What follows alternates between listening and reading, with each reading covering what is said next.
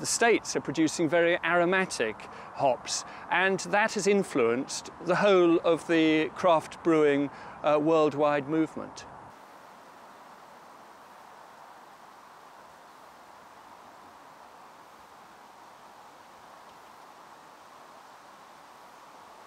You can tell actually. I don't know why they do it. I think it's turning circles actually.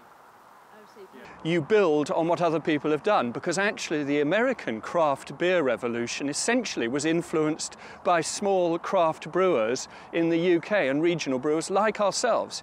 But actually they then took it a stage further and they developed some really interesting beers. I mean, the classic IPA is actually based on the British India Pale Ale, which they then took and developed, made it more bitter, made it more aromatic.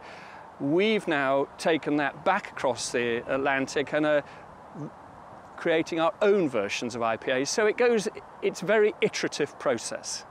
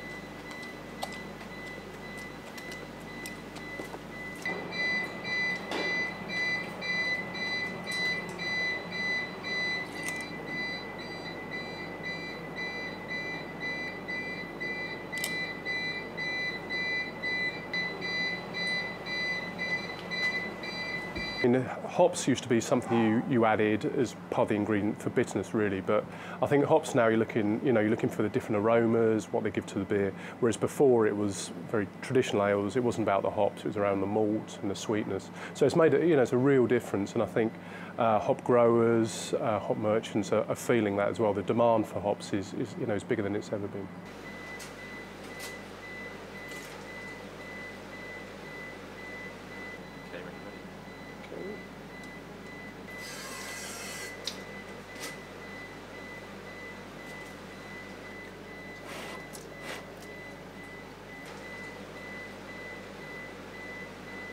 Hop sort of revolution in the last 10 years, it's took off, and and I think what you find is everybody's an expert in brewing these days. But people, the great thing is people want to know about it. They want to know about the ingredients. So there's a lot of knowledge.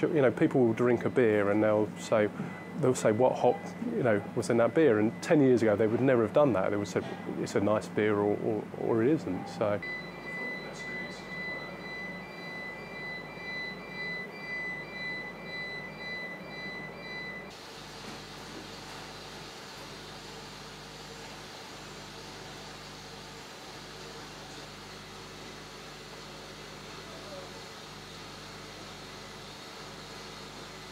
I think the knowledge in wine, for example, of a grape type, which is what people will often shop for, I think you're now seeing some of that knowledge transfer into beer. So I like a Citra hopped beer, I like a Amarillo hopped beer, which again is called out on the label, which is something that's relatively new to the market.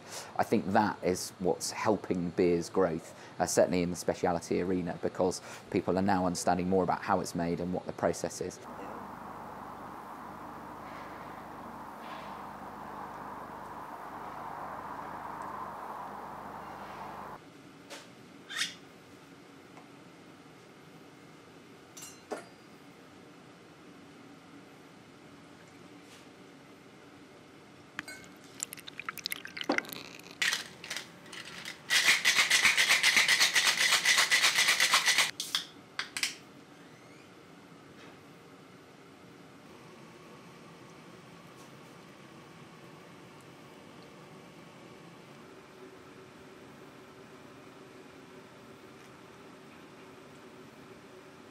I think the craft beer revolution has very much made people aware of and very interested in what you can do with beer and its role in cocktails.